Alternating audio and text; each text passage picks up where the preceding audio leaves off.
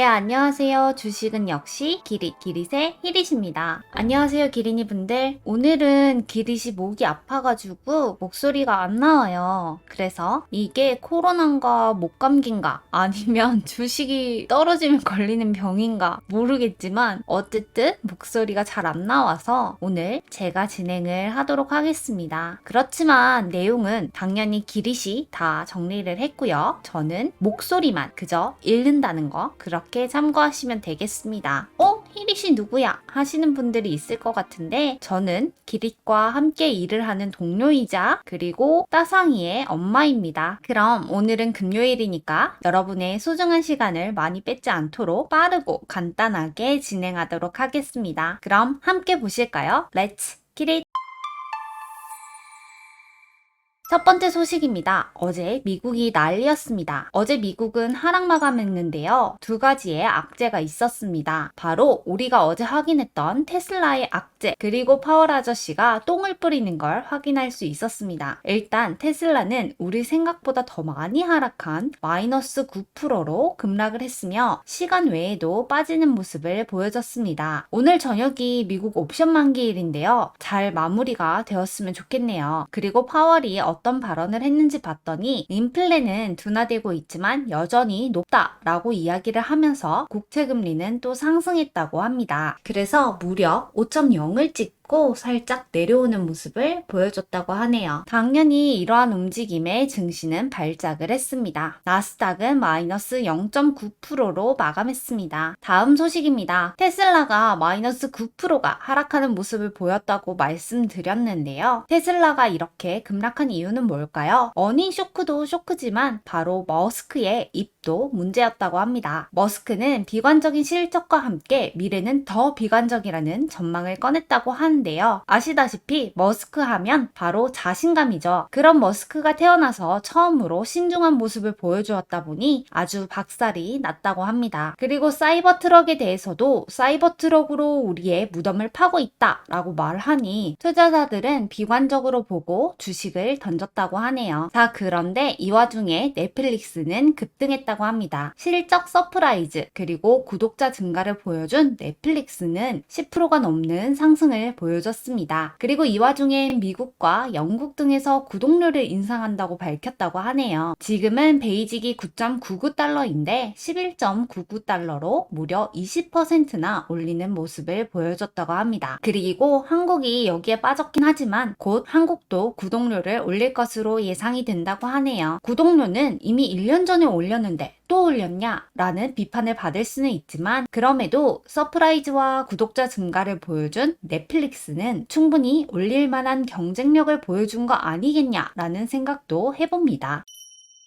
자, 그리고 오늘 SLS 바이오가 상장을 했는데요. 경쟁률이 안 좋았던 SLS 바이오 기억나시나요? 기릿과 히릿을 포함한 많은 기린이 분들이 패스를 하셨던 기업이 오늘 상장을 했는데요. 결과는 공모가가 7,000원인데 시가 9,330원으로 나이스하게 출발을 했으나 바로 급락해서 6,000원대로 하락하는 모습을 보여줬습니다. 그러니까 큰 이변은 없었던 거죠. 체외 진단기기 관련주인 SLS 바이오 이번에 코넥스에서 코스닥으로 넘어왔는데 앞으로 더 좋은 회사가 되길 바랍니다. 그리고 공모주 소식을 한 가지 더 보도록 하겠습니다. 유진테크놀로지 청약하세요. 오 마이 갓, 목소리를 잃은 기린마저 와 대박을 외친 공모주가 다음 주에 옵니다. 바로 유진테크놀로지인데요. 기관 경쟁률이 요즘 700에서 800이면 잘 나온 거잖아요. 그런데 이 친구는 914대 1이 나왔다고 합니다. 그럼 유진테크놀로지는 뭐 하는 기업인가 봤더니 2차전지 정밀금형 부품과 소재 관련주라고 하네요. 기관 수요 예측 대박을 터뜨렸다고 하고 공모가는 상단인 14,500원을 초과한 17,000원에 확정되었다고 합니다. 내일 어떤 기업인지 한번 꼼꼼하게 공부해 보도록 하고 참고로 NH투자증권이 주관사이고요. 그리고 월화 청약이라고 합니다. 자, 그럼 국내 증시 소식을 이어서 보도록 할게요. 코스피 코스피 어디까지 하락할까? 아무도 예측할 수 없는 부분이지만 외국계 증권사 말에 따르면 다음 주도 더 하락할 가능성이 높다고 합니다.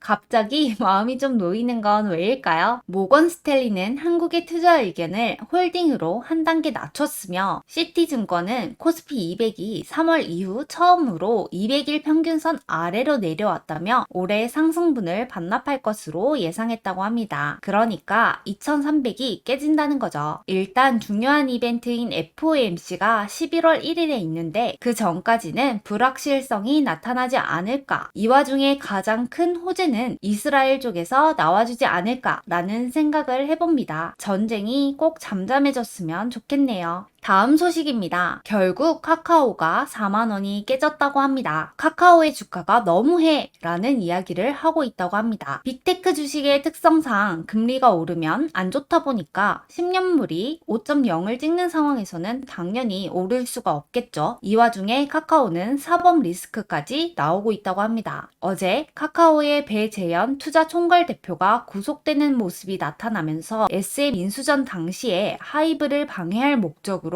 SM 주가를 하이브 공개 매수가 위로 올린 혐의를 받고 있다고 합니다. 이 와중에 카카오뱅크도 문제라고 하는데요. 혹시나 여기서 법 위반이 밝혀지게 된다면 대주주의 적격성 문제로 카카오뱅크 등 금융업에서 철수를 해야 된다고 합니다. 그래서 오늘 카카오뱅크도 덩달아 하락폭을 키우는 모습을 보여줬다고 하네요. 다음 소식입니다. 보험사의 신사업. 보험사들이 신사업으로 노인 요양 사업에 주목하고 있다고 합니다.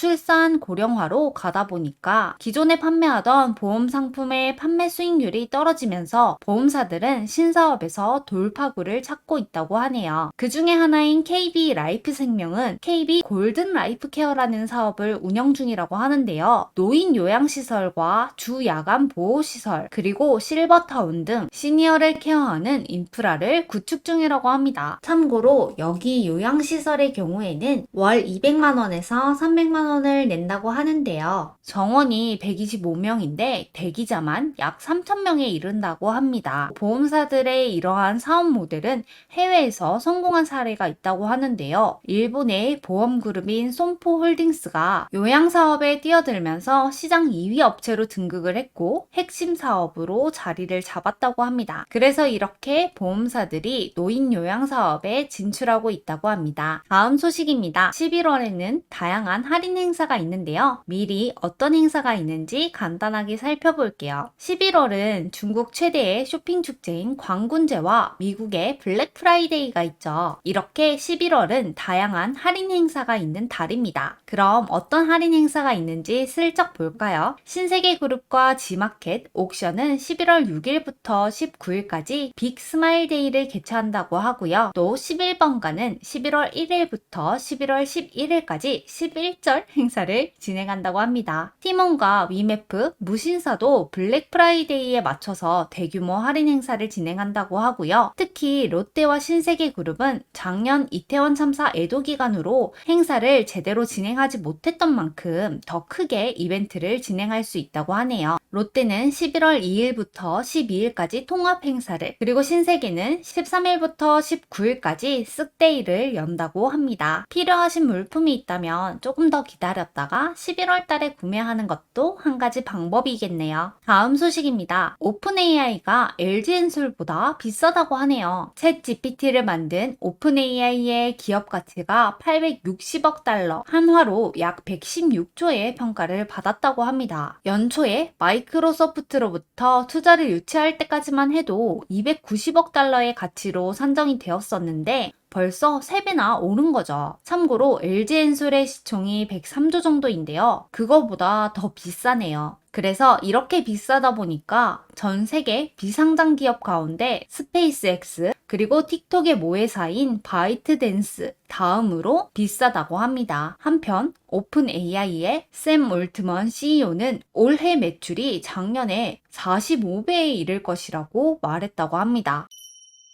다음 소식입니다. 올겨울 미국 날씨가 따뜻하다고 하네요. 올겨울 미국의 날씨가 엘니뇨의 영향으로 평년보다 더 따뜻하고 눈이나 비가 많이 온다는 전망입니다. 이러한 전망 때문인지 최근 고점을 찍었던 뉴욕 천연가스 선물 가격은 하락하는 모습을 나타내고 있는데요. 최근 이스라엘과 하마스 전쟁 후에 여전히 높은 가격을 나타내고 있는 유럽 천연가스와는 다른 흐름입니다. 이스라엘에서 운영 중인 가스전이 이집트를 통해서 유럽으로 간접 수출이 되는데요. 이번 분쟁으로 타마르 가스전이 일시적으로 폐쇄된 점, 그리고 핀란드와 에스토니아의 해저가스관이 손상되어 폐쇄되면서 유럽 천연가스의 가격이 급등했다고 합니다. 그리고 크래프톤의 주주분들에게는 좋은 소식인데요. 드디어 투자 의견 매수가 등장했다고 합니다. 상장 이후에 한 번도 웃지 못했던 크래프톤. 그런데 삼성증권에서 목표 주가를 19만원, 투자 의견 매수를 외쳤다고 합니다. 그 이유는 내년 2개의 신작 라인업이 오는 상황에서 지금 주가는 충분히 하락했다는 게 이유인데요. 참고로 신작 2개는 프로젝트 AB, 프로젝트 인조이 이렇게 2개라고 합니다. 인조이는 심즈랑 비슷한 게임이라고 하고요. AB는 생존 어드벤처 게임이라고 합니다. 게임주는 보통 신작 기대감으로 움직이겠죠. 다만 금리가 아직도 위에 있다 보니까 살짝 불안감이 있기는 한데 금리가 고점이 치는 순간 게임주에도 희망이 있을 것으로 보입니다. 잘 되길 진심으로 바랍니다. 그리고 이어서 다른 게임 소식인데요. 로스트 아크 모바일도 곧 공개된다고 합니다. 로스트 아크라는 게임으로 흥행을 일으켰던 스마일 게이트가 이 IP를 기반으로 만든 모바일 게임을 출시한다고 합니다. 참고로 로스트 아크 모바일은 이름은 모바일이지만 다양한 기기에서 플레이할 수 있도록 만들었다고 하네요. 로스트 아크는 18년에 출시하고 누적 가입자만 6천만 명을 기록한 흥행작인데요. 이번 모바일 게임도 좋은 모습을 보여줄 수 있을지 기대된다고 합니다. 오는 16일부터 시작되는 지스타에서 게임을 시연하고 공개한다고 하네요. 다음은 엔터 소식입니다. 지난번에 SM은 좋다는 소식을 봤었죠? 하지만 오늘 나온 2개의 리포트를 보면 YG와 하이브는 그렇게 좋지만은 않다고 합니다. 일단 메리츠 증권에 따르면 YG에 대해서 블랙핑크의 불확실성 그리고 아티스트 활동 부재로 인해서 실적 추정치를 낮췄다고 합니다. 그러면 당연히 목표 주가도 낮출 수밖에 없는데요. 목표 주가는 8.5만원이라고 합니다. 그런데 지금 54,000원인데 85,000원이면 높은 거 아닌가요? 그리고 하이브도 내년에는 BTS의 솔로 활동이 부재할 것이라며 키움증권은 목표 주가를 32만원으로 하향 조정했다고 합니다. 물론 그 빈자리를 세븐틴, 신인 걸그룹 등이 채워주겠지만 그럼에도 아쉬운 건 어쩔 수 없다고 하네요. 다만 전망은 전망일 뿐 100% 맞는 전망이라는 건 없다는 거 아시죠? 다음 소식입니다. 코빗 우리도 수수료 무료. 지난번에 빗썸이 수수료를 무료로 전환한다는 이야기를 확인했었죠. 이번에는 코빗이 바로 따라간다는 소식입니다. 결국은 과거 증권사가 그랬던 것처럼 무료 이벤트가 다 퍼지는 걸 확인할 수 있는데요. 아마도 다른 코인 거래소들은 빗썸 보고 좀 욕을 하고 있지 않을까 싶네요. 다음은 에코프로의 소식입니다. 테슬라의 하락으로 인해서 오늘 에코프로 친구들은 매우 좋지 않은 모습을 보여줍니다. 테슬라가 급락을 하니까 그 영향을 피할 수가 없었겠죠. 다만 이 와중에 에코프로 머티리얼즈는 째깍째깍 시계 바늘을 돌리고 있다고 합니다. 이번 달 30일부터 기관 수요 예측을 진행하고 다음 달 17일쯤에 상장을 한다는 소식이죠. 물론 최근 2차 전지가 너무 안 좋아서 요 친구의 밸류가 맞냐? 라는 부정적인 전망이 더 많아질 것을 예상해 볼 수 있는데요. 기관 평가가 가장 중요할 듯 합니다. 그때까지는 기다려 봐야겠습니다. 다음입니다. 구글이 내년부터 인도에서 스마트폰 픽셀 8을 생산한다고 하는데요. 지금까지 픽셀4는 중국과 베트남에서 생산을 해왔는데 최근에 출시한 신형 스마트폰은 인도에서 생산한다고 하네요. 이렇게 인도에서 스마트폰을 만드는 것은 구글만이 아닌데요. 애플과 삼성전자까지 인도에서 만들고 있습니다. 그동안 중국에 의존하고 있던 생산 거점이 점점 변화해가는 모습이네요. 확실히 인도 시장을 눈여겨볼 만한가 봅니다.